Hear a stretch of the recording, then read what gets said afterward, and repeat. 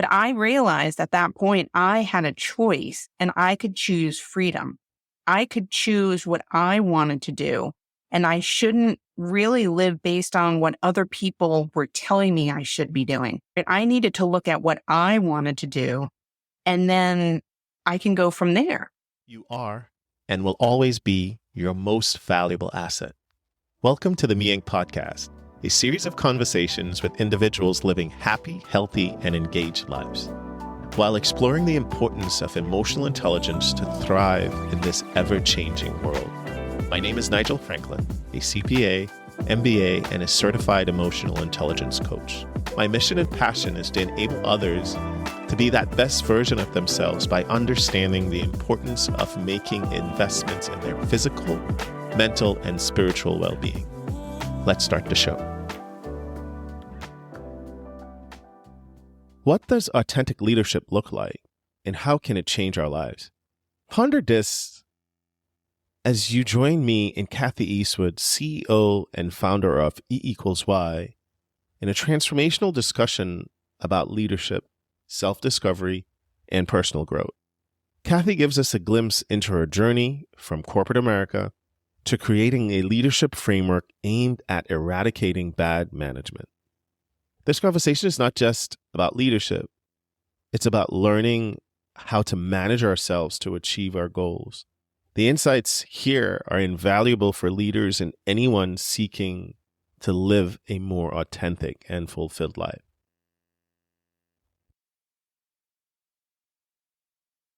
Okay, so super excited for today's episode, long awaited.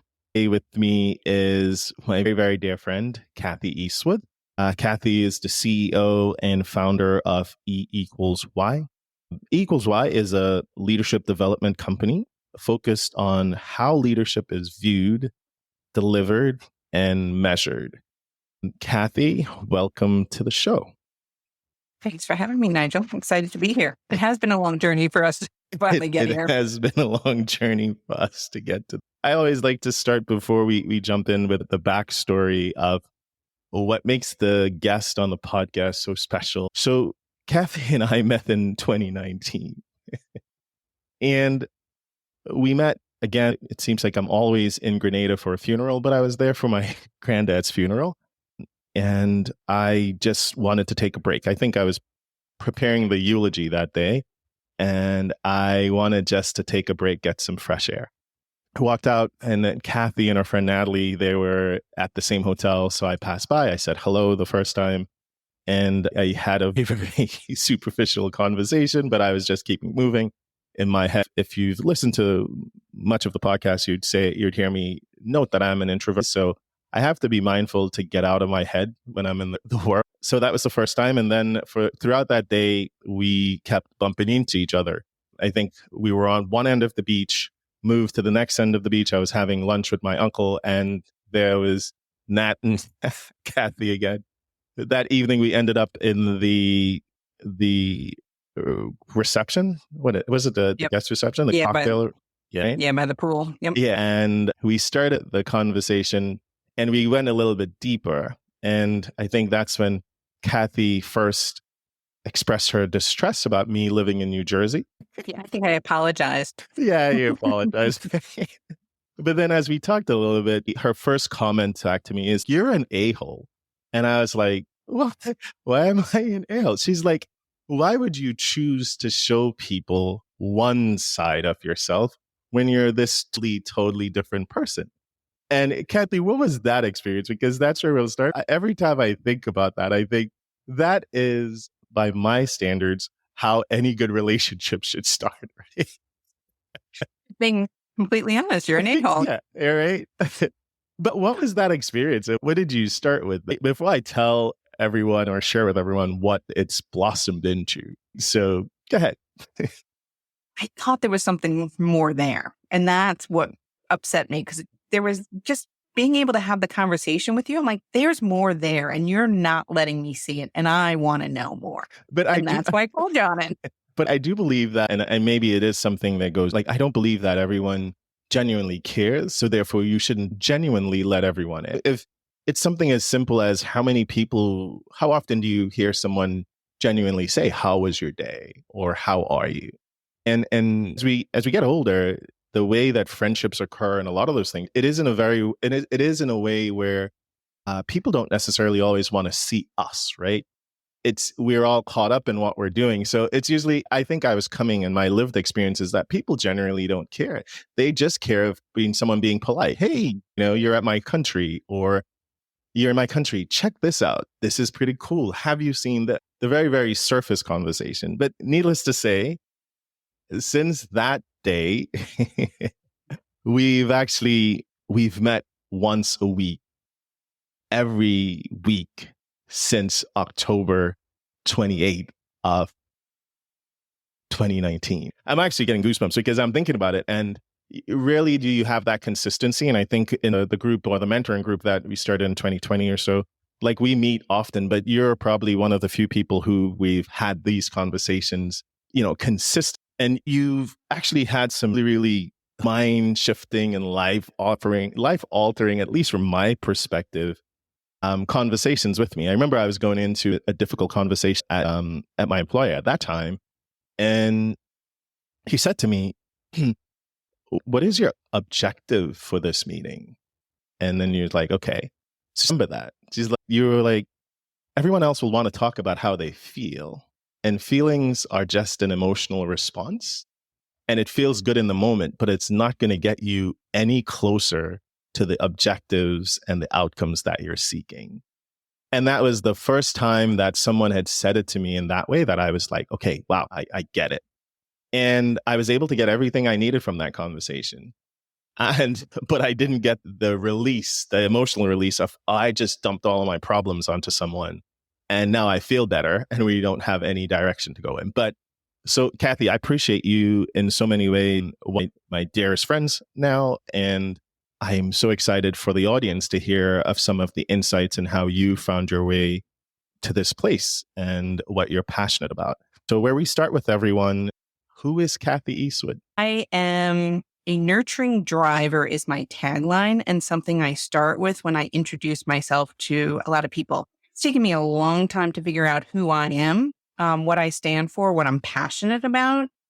And I like to be in the 8% that accomplish things. But the way I do it is caring about people. So I am an Aries, like some others that are on this call with me. And I am driven. I'm a bit of an overachiever. And I love to work with other people and help them get to where they want to be as well. And so I love to connect to people and help work together to get to our end goals. So that's kind of who I am at the core.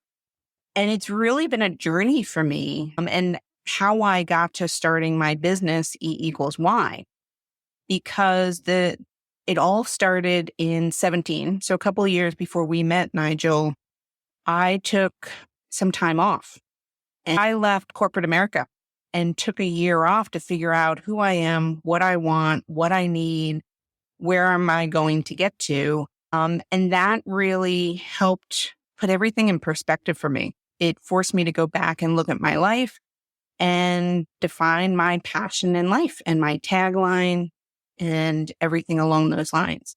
And so today I am a CEO and founder of E=Y, which is a leadership development program that you mentioned. And where I'm going, I was always number 2 in most of my careers of helping other people. And this was the first time that I was willing to take that risk, step out and build my own business and want to be able to help others and leave a legacy so that our mission at E=Y is to eradicate bad management. I truly believe there's a lot of poor management out there. And I believe leadership can fundamentally change people's lives and help make the workplace where we spend so much of our time better. And not just the workplace, but our personal relationships as well, accomplish and deliver results. So there's a lot that you sharing there that I want us to unpack. One of the quotes that I want to make now is that I think the biggest misappropriation of an organization's assets is poor leadership. We think of waste in every which way except when it comes to human capital area. Right? So I'm working back from the eradicating bad management. That seems to be a huge undertaking. We'll come back to that. But driven, overachiever, what are the things then that you would say got you to that path? So prior to 2017, when you had this epiphany, or you had that pivot, you got to that crossroad in life, what are some of the formative contributing to you arriving in that place? Professionally, personally, what are the things that are driving you to that point? It all started back in high school, quite honestly. I go back to my formidable years, and I was involved in every sport in the school. I was involved in the band, in some of the school politics, etc. So I had an opportunity to drive change back then. So I was the captain of my teams, and I was taught what leadership was about at an early age. One of my coaches is an inspiration for me, and she's still in my life to this day, and we talk often, but she really asked me a question very early on in life. You can either be a spectator or you can be a player. And which one do you want to be? It's your choice. And I wanted to be a player. I wanted to be in the game, and I wanted to help the team win. And she then went on and taught me that, okay, well, your role is going to be help inspire the rest of the team, because I was the setter on the team. I played a lot of volleyball, and you're not going to be able to see me on this podcast, but I'm not very tall. My role was the setter, and my role was to help make sure everyone was set up for success, right? I had to make sure I was setting them up for the kill. If anyone, the shot, or I didn't get the ball in the right place, it's okay. Let's go. Let's get back on the court. And it just really played to where my strengths were. And that's how I looked forward in everything I did. What are we trying to accomplish? We're trying to win the game. How do we engage everyone? Who needs to be lifted up? Who needs a direct feedback? Right? And how are we going to know if we're winning? So everything started at a young age around playing sports and driving for success, focused on grade and doing well and becoming a CPA, right? Like, it was always driven about results. What's the best that I can do, and how am I going to do it? I think you being the CPA was the one thing about you I like the most. I think it's one of those inspiring things, as you're sharing, that we all there are some tenets or some basic tenets that we all have. And I think in one of the prior episodes, Captain Deb was sharing that, if we look back through our lives, the same themes are there for us. And when we need to find whether or not we're aligned or are living in the way that we would want to live, it's those clues are always there. So goals, how we win, and then how are we going to know if we're winning? That is the tenets of equal life. But I've never heard you share it in that way. We'll go more into it.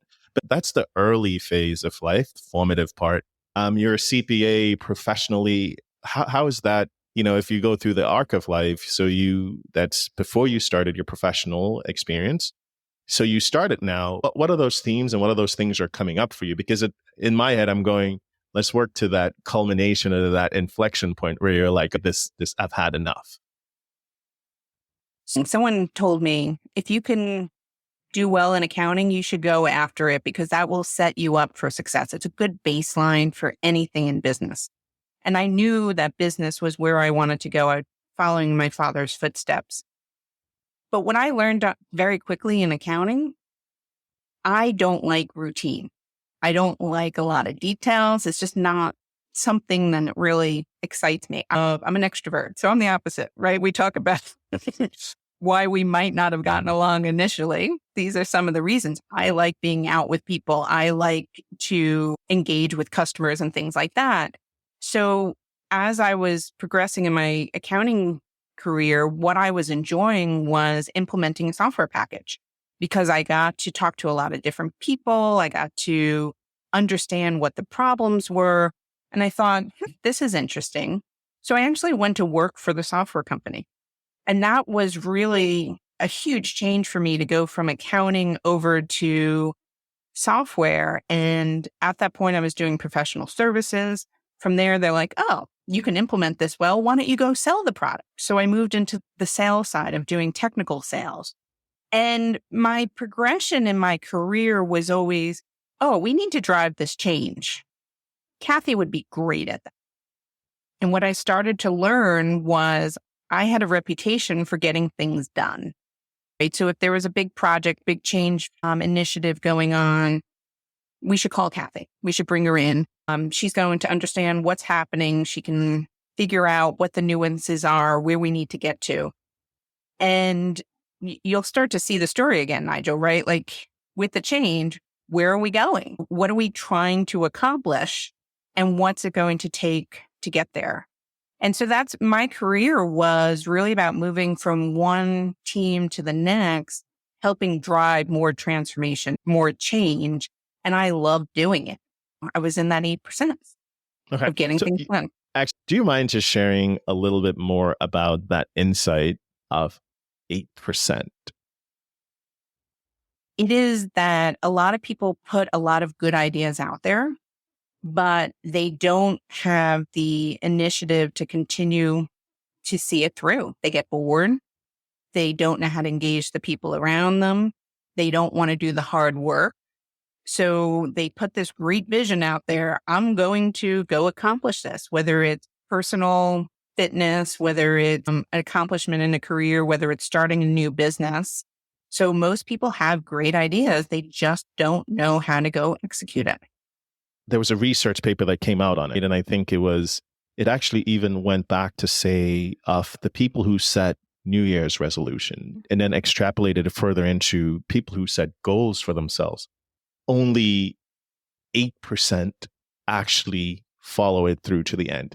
And the way that I actually did it is that 92% of us are failing at what we're trying to do by not effectively managing you. So it seems like career's going well. You have a brand, you're driving change, you're getting things done. The framework that you have for getting things done is in place. But what challenges are you having? So still working to that inflection point of, I'm going to try to do this differently. I'm going to walk a different path. So if you continue down that path, so you're doing well, what else? Yeah, I want to share. There was one other big thing in my personal life that had a huge impact on me to where I get to today. And I thought about it when you shared how I had challenged you in the beginning on one of your meetings. It was, I got married at a young age. So I was married at 25 and I was getting divorced at 28. And most of my upbringing, I had done everything by the book. I had followed the script. I was now married with with a house, with a white picket fence, with a good career. Everything was going completely according to plan. And then the rug was pulled out from under me. I was absolutely gobsmacked, and suddenly I'm divorced. And I was not prepared for it because I thought I did everything by the book. And you want to talk about your worst fears and uncertainty and doubt and where you could end up. And I ended up in what I thought was rock bottom. I was living back in my parents' house in the basement. I had worked so hard to get the career, to get out, to get married, to do everything the American dream. And despite doing everything what I thought was right, worst case scenario is I'm back at my parents' house. So I always have that experience with me throughout my career now. What's the worst case that can happen? Okay, so it's just in how our tangential minds work and how we operate. So recently you took me through, I was complaining to you about a challenge that I was having with right? And you then started walking me through an exercise. So then what? Well, what's the worst that can happen in this space? And that was probably by far one of the more challenging things where when I'm triggered, I shut down. And with you, I don't get the opportunity to shut down.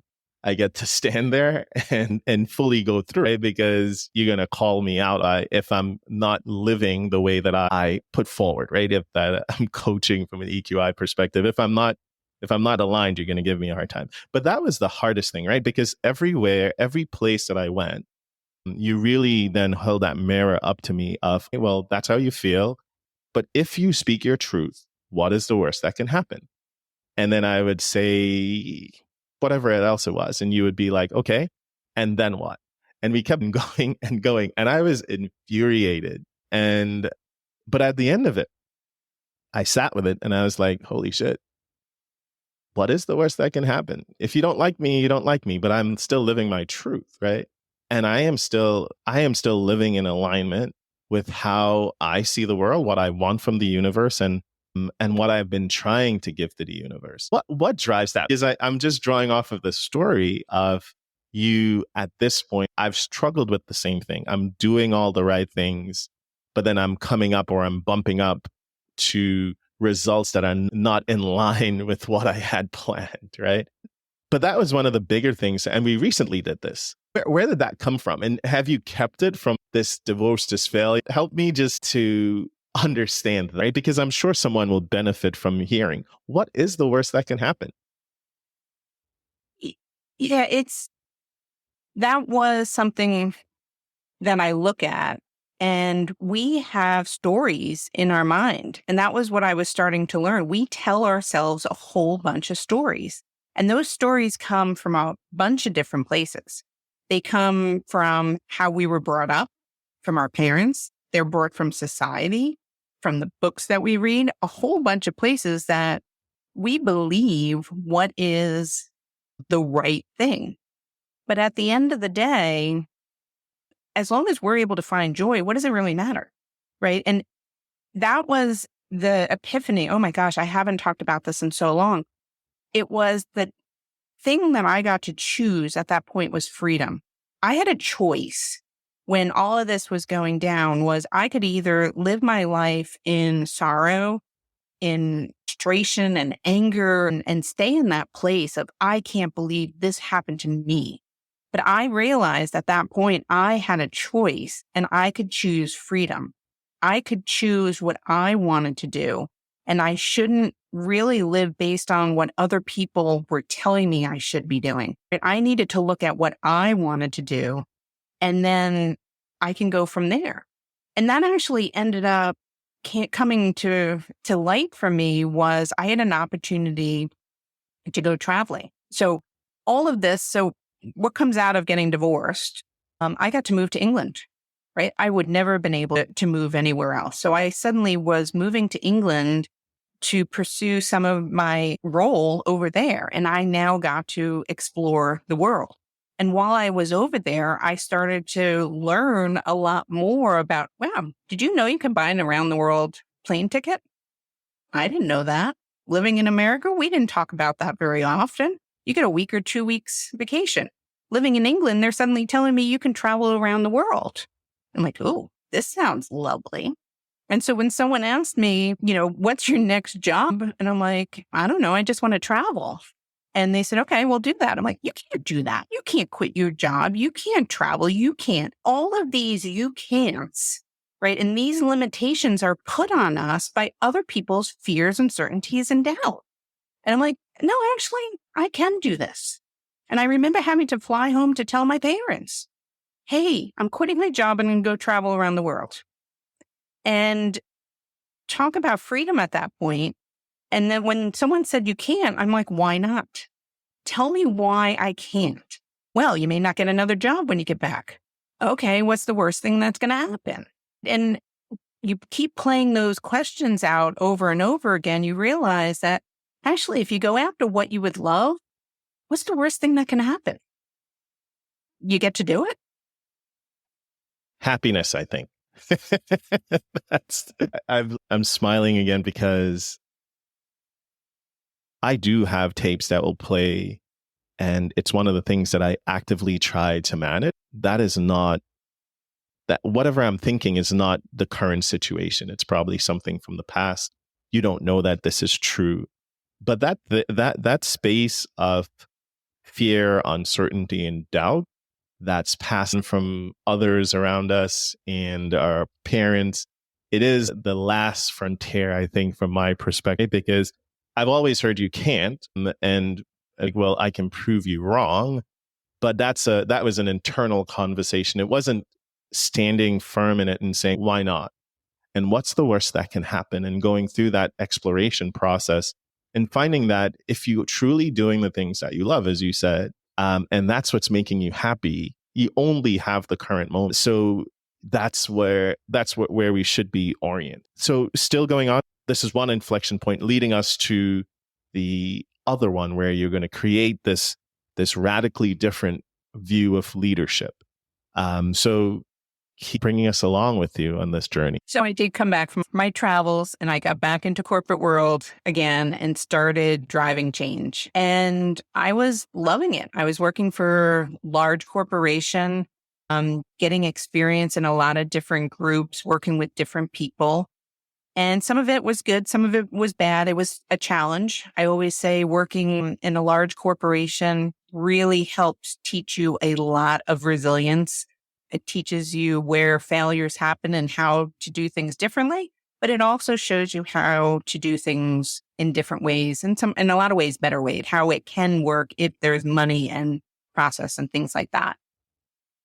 So again, I was driving a lot of change initiatives, and unfortunately, I hit the glass ceiling. A number of positions I was named as the successor for my leaders. And when they left, I wasn't even offered the interview. So it was an interesting challenge at the time, and it forced me to do a lot of introspection. And why is that? Is this me?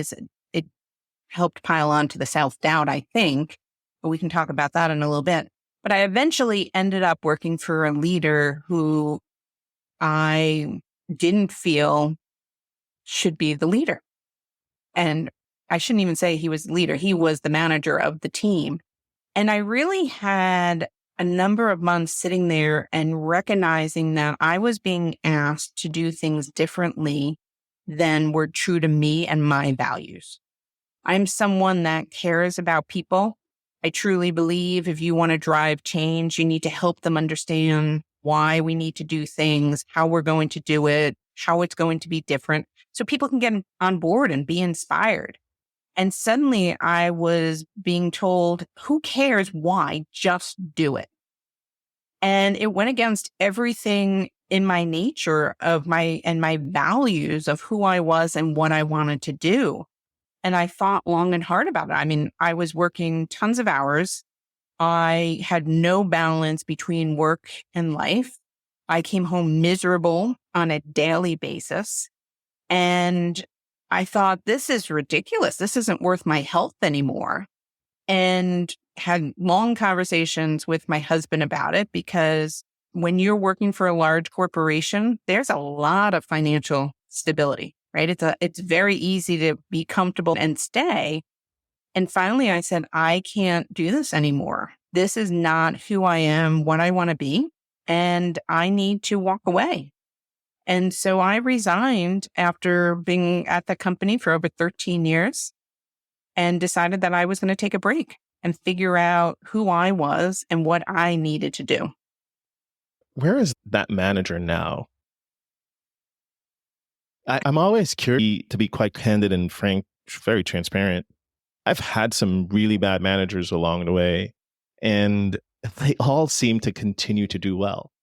The organization knows that these individuals are not the right people for those roles, but they will keep being put forward.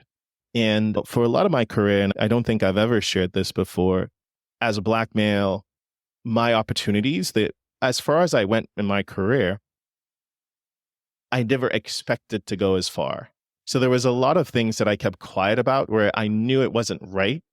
And I think we had this conversation before in the pandemic where, like, with the George Floyd incident, for instance, it wasn't the George Floyd incident that really was the shift for me. It was how my silence, it was seismic for the country and everything else. But for me, it was sitting with that and then realizing that all the years that I was quiet all the years that I didn't speak up, all the years that I accepted less than from managers, all the years that people did things that were wrong from a race perspective, from whatever perspective, and I didn't speak up, I enabled them to treat the next generations of individuals poorly, right? And that was so hard and so heavy for me. And I think since then, I've actually started speaking up in a different way of finding my voice. But it is something that I'm always curious, because only until recently did I start realizing that at some point that clock probably runs out. But I'm always curious, where do those people end up? Leadership and people leadership is something that it's such an honor. It's such something that you're getting to create something. You're getting to invest in people. You're getting to help them see and believe in things, be inspired. But I don't think many people actually would take it in that way. Maybe that's a good dovetail into, so you're done with this now. You've backed from your time off. And what is coming up for you? And maybe that takes us into, what is the framework of E equals Y? And by the way, just a plug again here for you. You volunteered to take my team, my new team, through this process, or many of the teams, the new teams that I've had since then. You take us through the process. You've donated that time, and I'm so grateful for it. The E3 leadership framework is something that I use as a table stake. If I'm preparing for a conversation or an interview, I get to go back through it and I get to kind of see, okay, this is what matters to me. And what was actually pretty cool was you also helped me in that framework to prioritize what was important to me. When I was interviewing for that job in Maine, you actually took me through that process of what was important. And what was interesting was that the money and the location fell so far right below, the things that I thought it would be money. I thought it would be where I was staying. But after going through that process with you, I was willing to move to Presque Isle, Maine for an opportunity. And no one believes that. That's 6 miles away from the Canadian border. So I almost moved to Canada.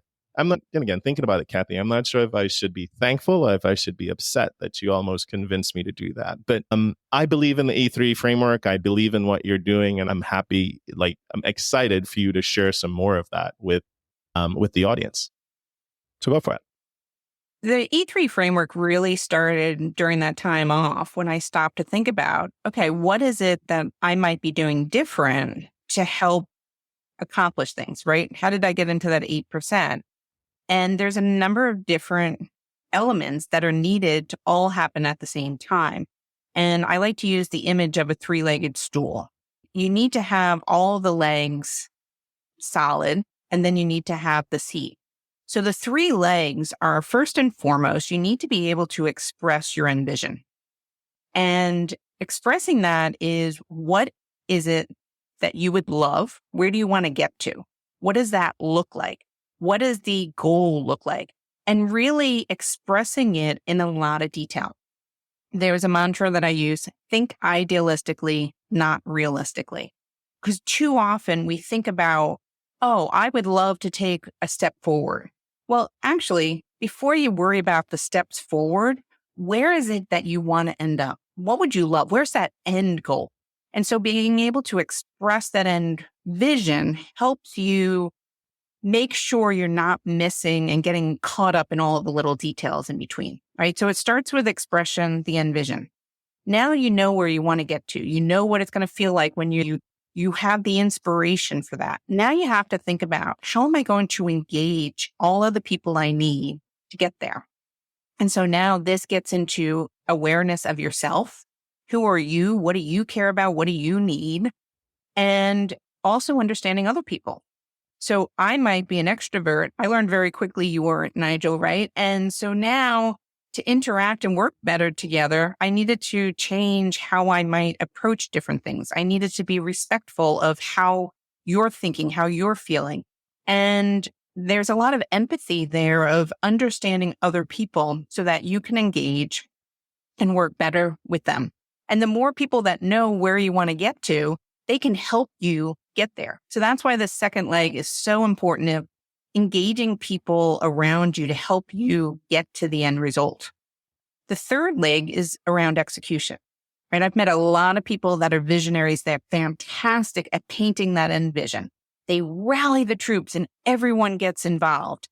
And then they don't accomplish anything, right? Because they forget that this is going to take hard work. This takes detailed plans. It takes operations. It takes repetition, right? And it's all of that to actually execute and make sure you get to the end goal. And that's about measuring things, having milestones, et cetera.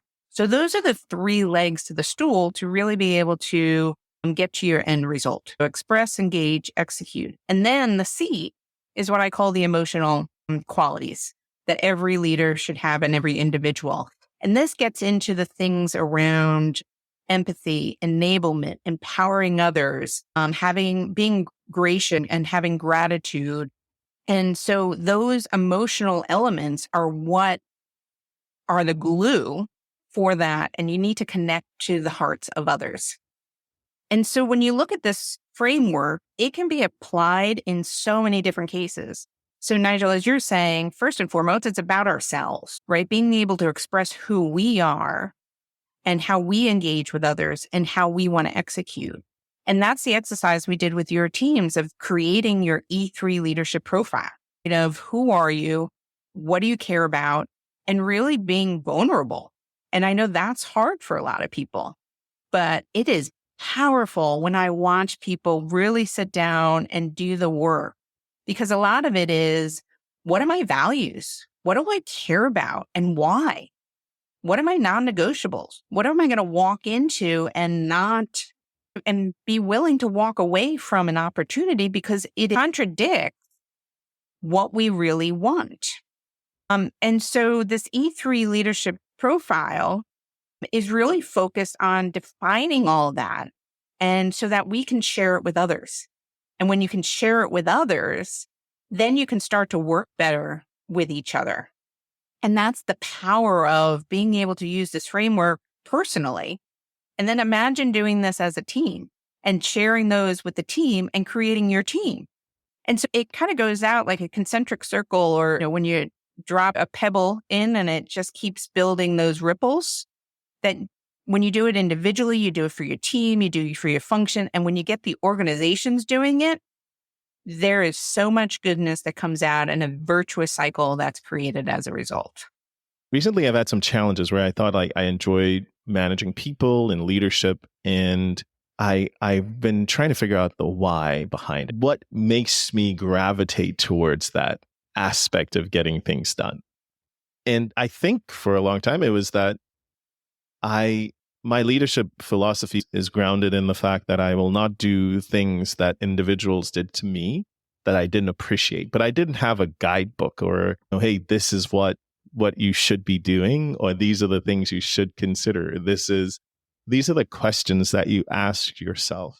And I find it was so enlightening going through that process, right? Because some of it was very simple, but then it was also not simplistic, if you will. What is the challenge and before we go back a little bit into you, what is the challenge that you find, right? What is the biggest obstacle that you come up in trying to implement the framework or get leaders to adopt it?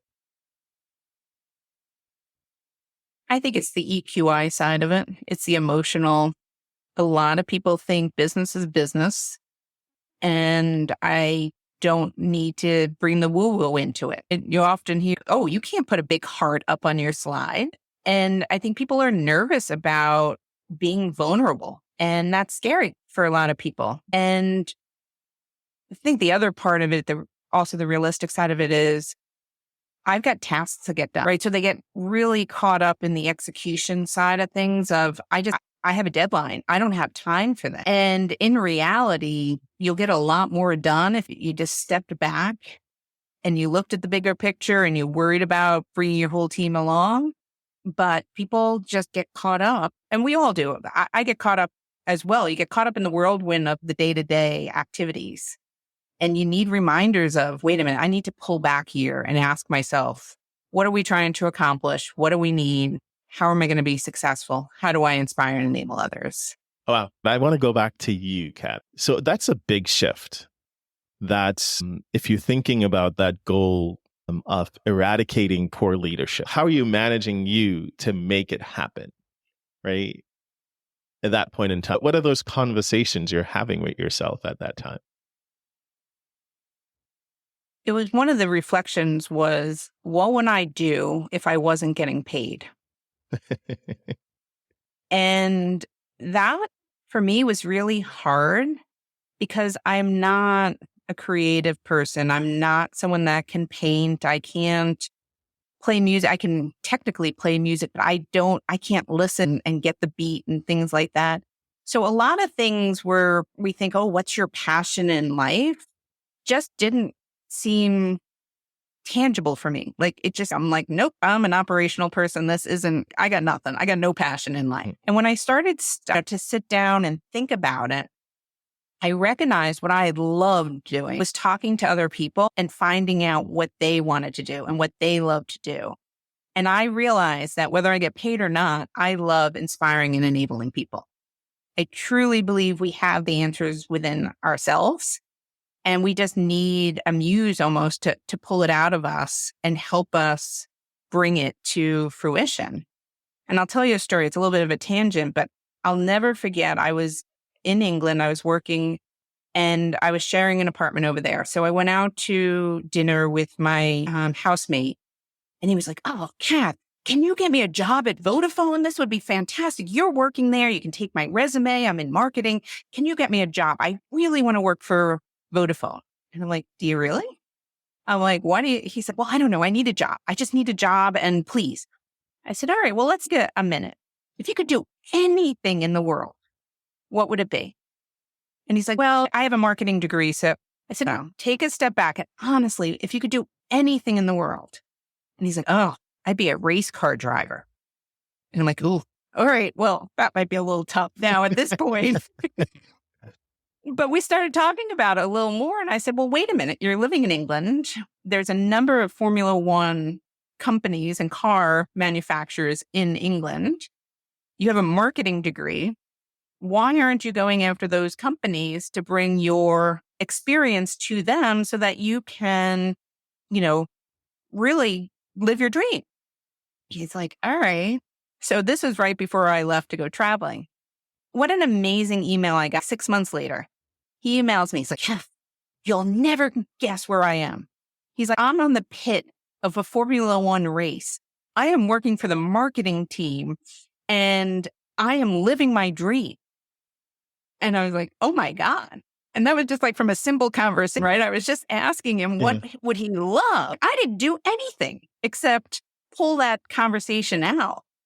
And I had a lot of those conversations over my life. And I'm like, wow, this might be my superpower.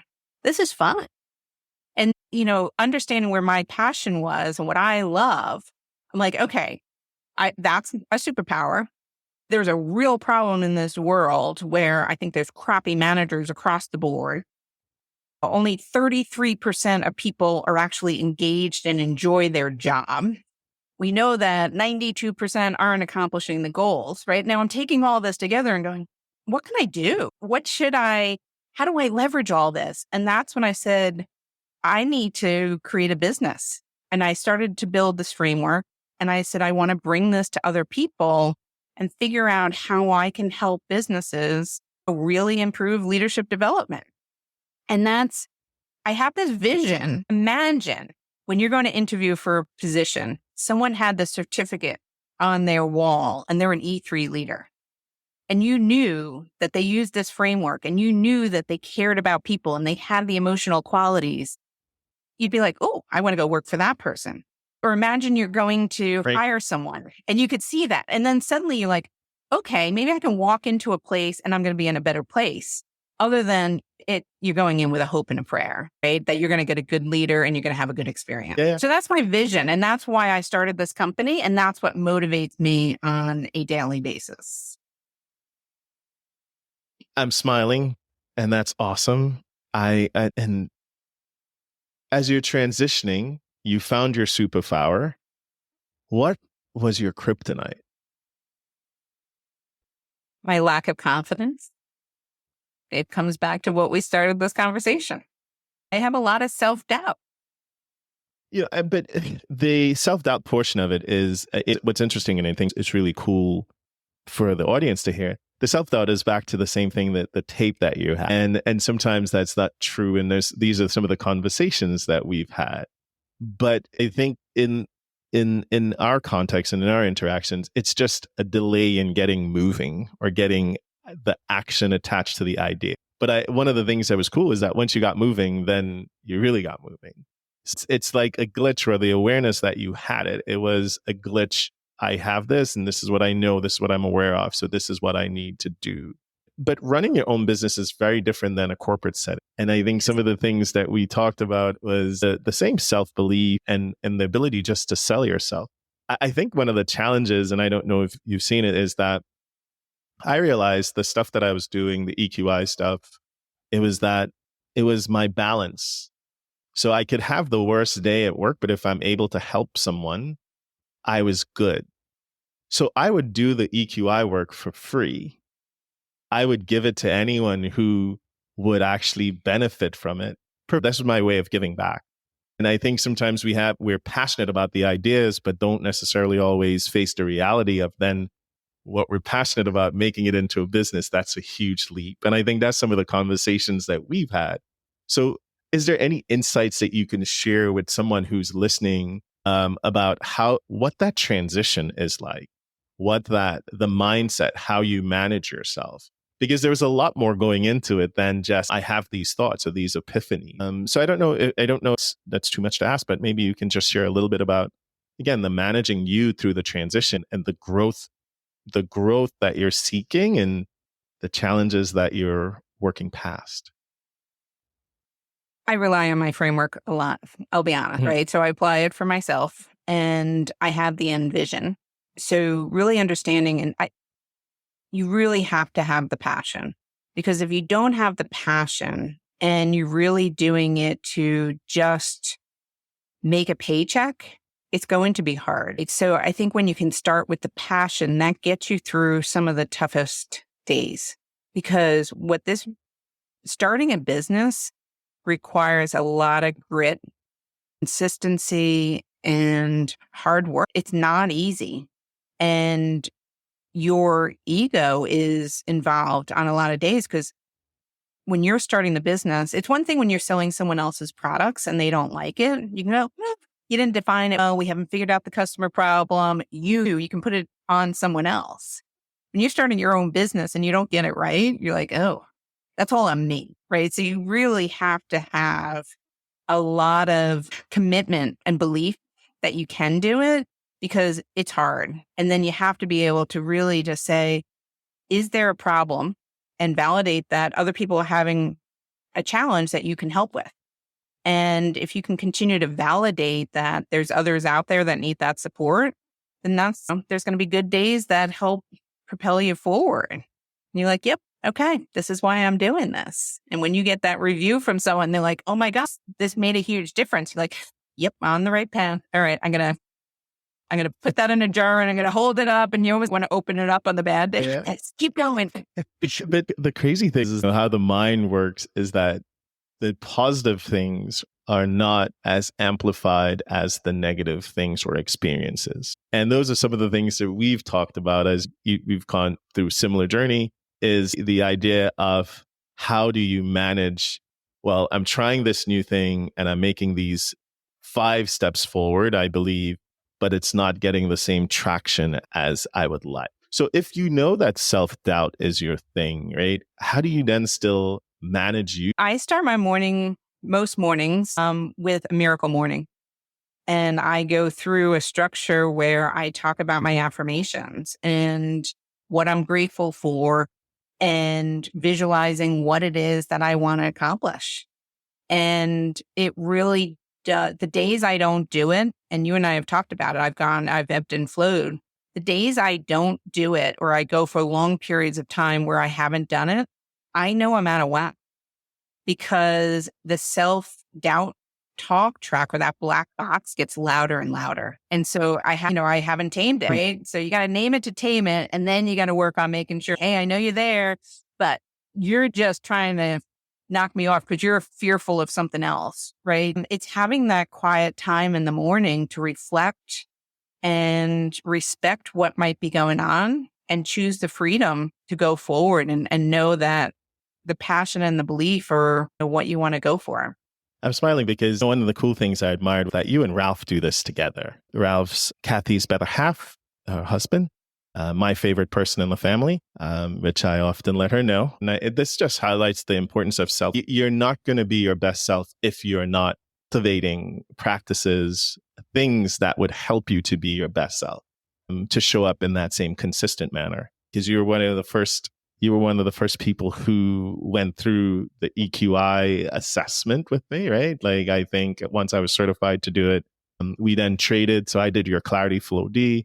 You did the EQI assessment. You thought that it was way too much information.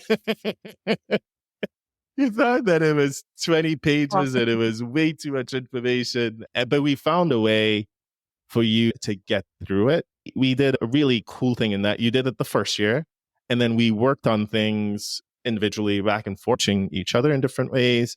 And then you did it a second, right? So we did an evaluation a year down the road.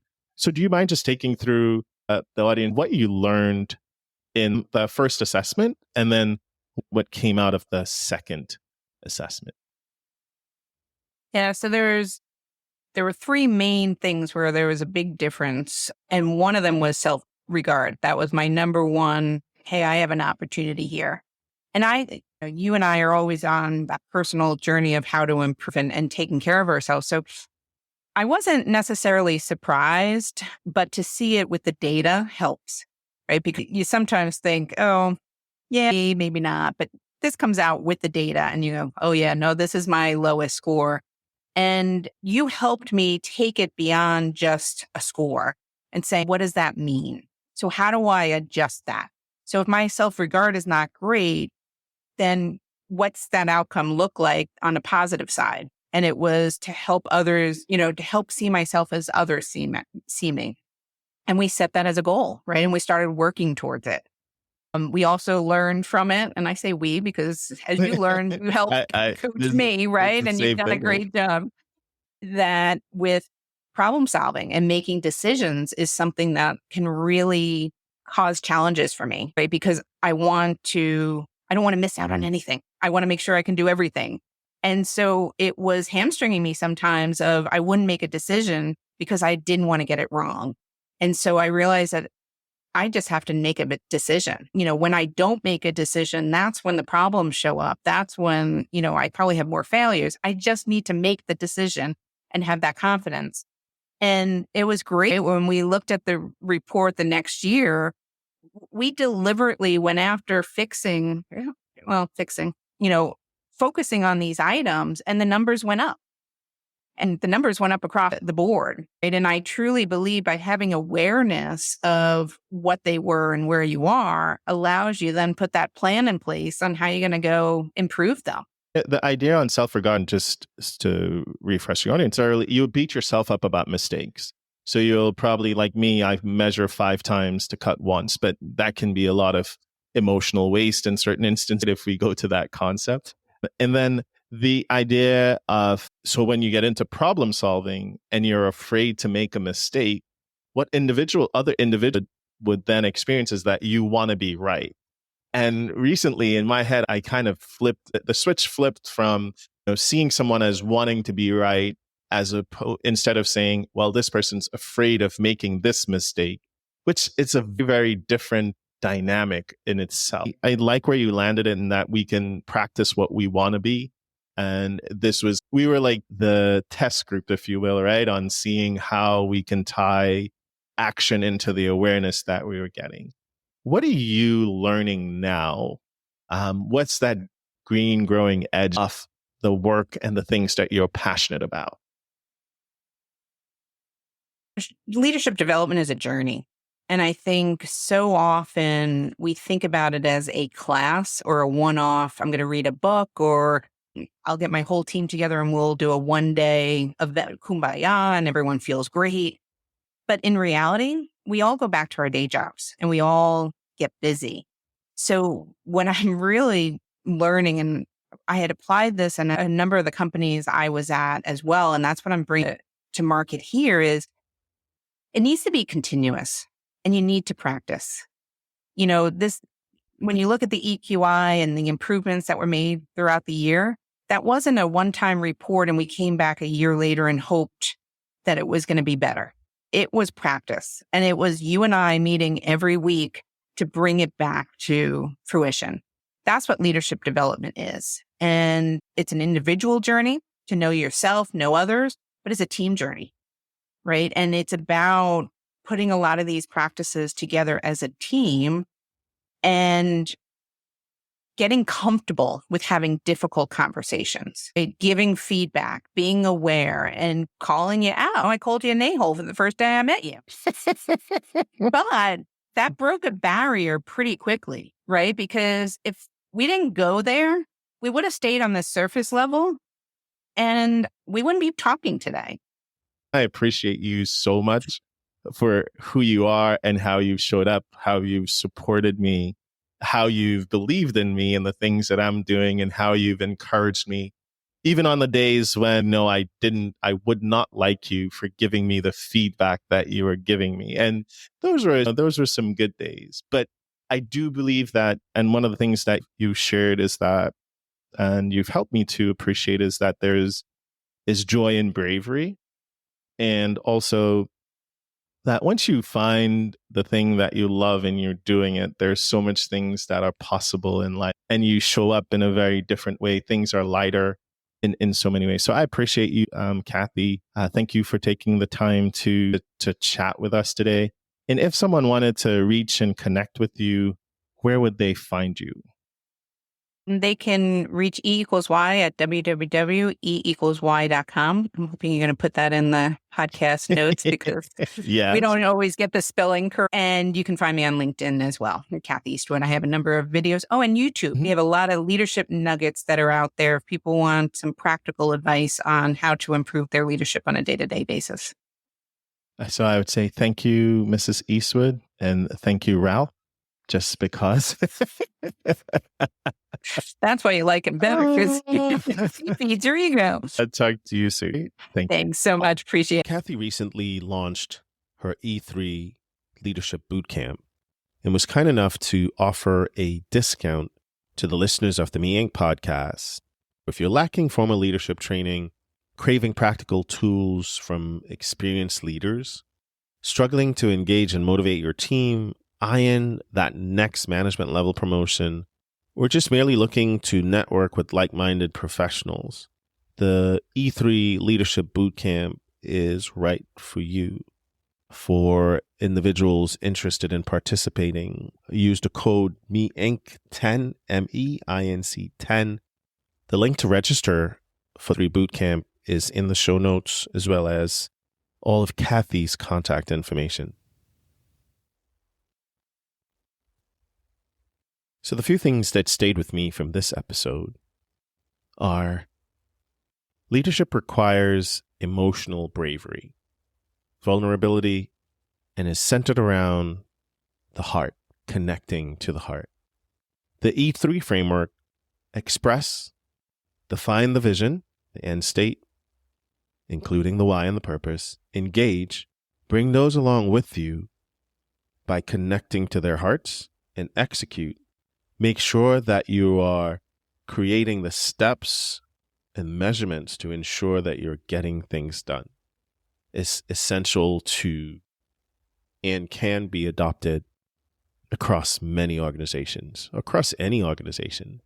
And then the last part, the importance, and this one ties into the Me Inc. concept, is that it's important to cultivate practices to ensure that daily you are able to be your best self, or show up consistently as your best self. I appreciate you listening to this episode. If you find value in what you've heard today, please like and share, and don't hesitate reaching out to me if there's any way that I can be of service. Nigel@meinchelp.com or Nigel Franklin Way on Instagram. Thank you for your time. Thank you for your mental energy. Thank you for listening. Thank you for engaging. And until we meet again in this space, take good care of you.